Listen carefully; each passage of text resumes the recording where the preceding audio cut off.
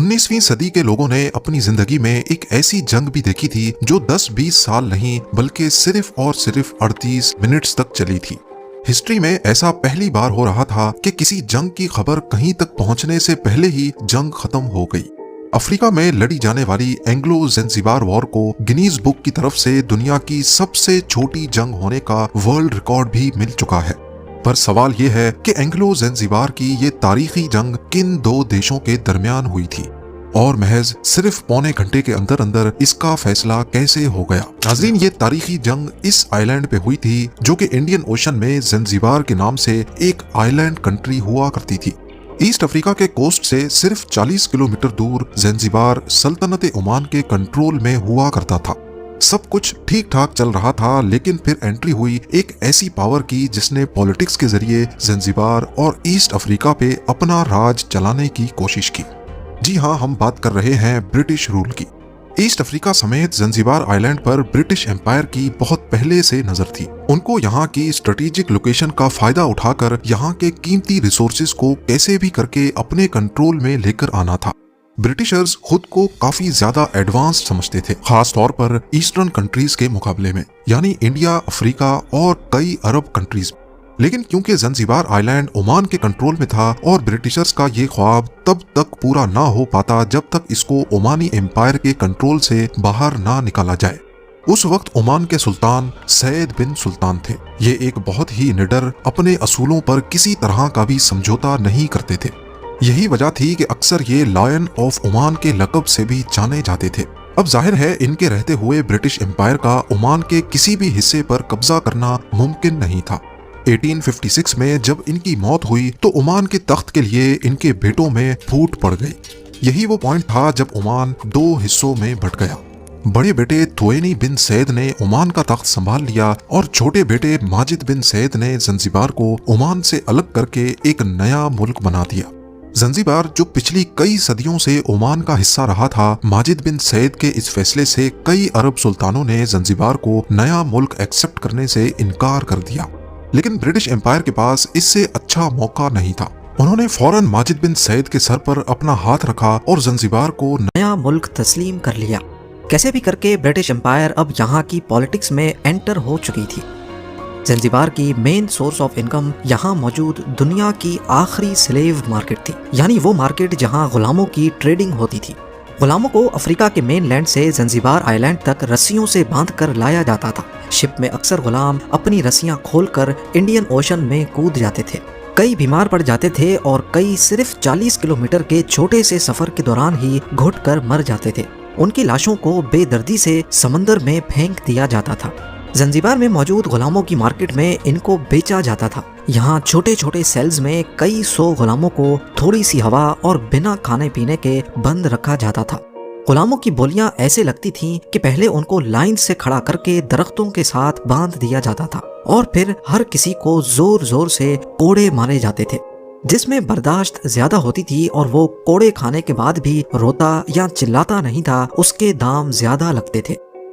साल गुजरते गए और ज़ंजीबार के सुल्तान भी बदलते गए। उनका main income source slave market और सबसे बढ़कर ब्रिटिशर्स की सपोर्ट भी हासिल थी।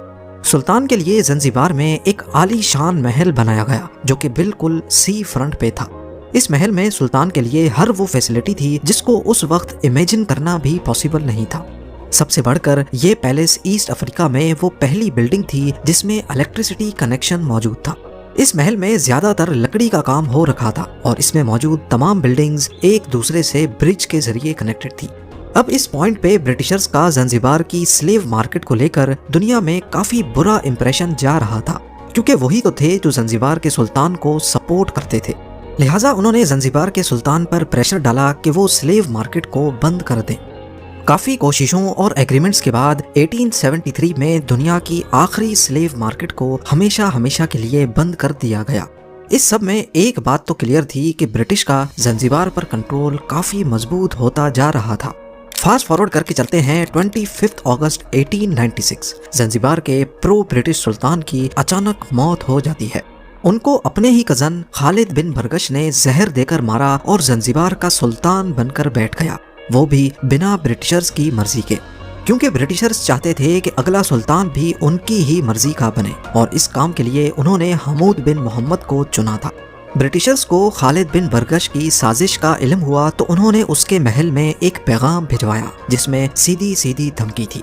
धमकी में बोला गया कि 27 अगस्त सुबह 9 बजे तक महल खाली हो जाना चाहिए।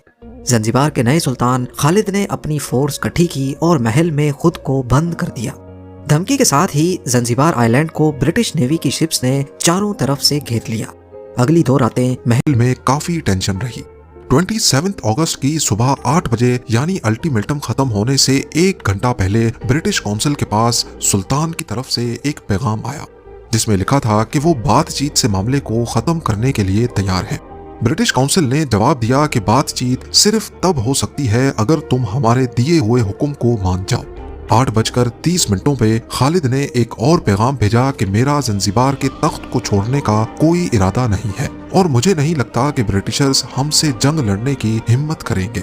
ब्रिटिश काउंसिल ने जवाब दिया कि हमारा भी हमला करने का कोई इरादा नहीं है, लेकिन इसका मतलब ये नहीं है कि हम हमला कर नहीं सकते।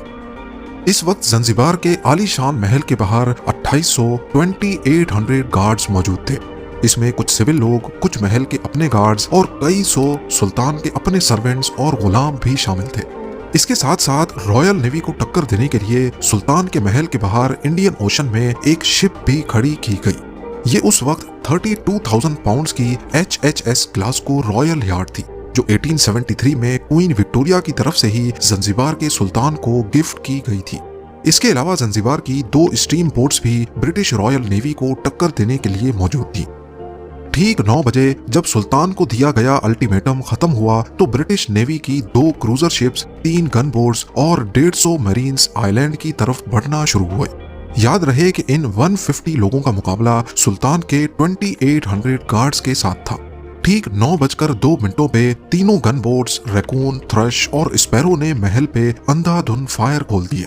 पहले ही हमले में महल के अंदर 12 पाउंडर कैनन को तबाह कर दिया गया। हमले में सुल्तान की रॉयल यार्ड HHS ग्लासगो को भी एक ही झटके में तबाह कर दिया गया, लेकिन क्योंकि वो हार्बर पे ही खड़ी थी जहां पानी कम था, इसीलिए उसका ऊपर वाला हिस्सा पानी के बाहर था। ग्लासगो के क्रू ने फौरन ब्रिटिश फ्लैग दिखाकर खुद को सरेंडर कर दिया। ब्रिटिशर्स का प्लान था कि सुल्तान खालिद बिन बरगश को अरेस्ट करके उसको इंडिया लेकर जाएंगे, लेकिन पहले ही फायर पर सुल्तान अपने दूसरे अरब साथियों के साथ चोरी छुपे महल से फरार हो गया। सुल्तान की 2800 की आर्मी में से 500 सोल्जर्स हैवी बम्बार्डमेंट की वजह से मारे गए।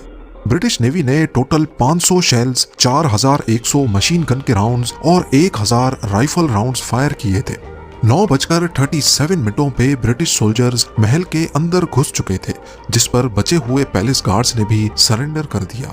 ठीक 1 मिनट के बाद 9:38 पे ब्रिटिश मेरीन्स ने महल की छत पे लगा सुल्तान का झंडा उखाड़ दिया और यहीं पर 38 मिनटों तक चलने वाली ये जंग अपने इख्तिताम को पहुंची। हैरत की बात यह है कि जहां इस पूरी जंग में सुल्तान के 500 लोग मारे गए, वहीं ब्रिटिश नेवी का सिर्फ एक सेलर जख्मी हुआ था। बाद में मालूम पड़ा कि सुल्तान खालिद बिन बरगश ने जर्मन ईस्ट अफ्रीका में जाकर पनाह ली है। उस वक्त ईस्ट अफ्रीका में 2 बड़ी ताकतें मौजूद थी, एक तो थे ब्रिटिशर्स और दूसरे थे जर्मन्स। वहां महल पे ब्रिटिश ने कब्जा जमाने के फौरन बाद उसी दिन अपने पसंद के सुल्तान हमूद बिन मोहम्मद को ज़ंजीबार का नया सुल्तान बना दिया। इतिहास में लड़ी जाने वाली इस 38 मिनट्स की जंग ने ज़ंजीबार में भारी ब्रिटिश रूल का एक नया सिलसिला शुरू कर दिया। इसके बाद ज़ंजीबार ब्रिटिशर्स की एक इनडायरेक्ट कॉलोनी बनकर सुल्तान हमूद बिन मोहम्मद की सरबराही में चलती रही और अगले 10 सालों में 17,200 ज़ंजीबारी गुलामों को आज़ाद करके ज़ंजीबार के कोने कोने से स्लेव कल्चर को जड़ से उखाड़ दिया गया। 18th और 19th सेंचुरी में ब्रिटिश ने जिन जिन मुल्कों पर कब्जा करके उनको अपनी कॉलोनी बनाया था, इससे ह्यूमन सिविलाइजेशन को फायदा हुआ या नुकसान? आपकी इस बारे में क्या राय है?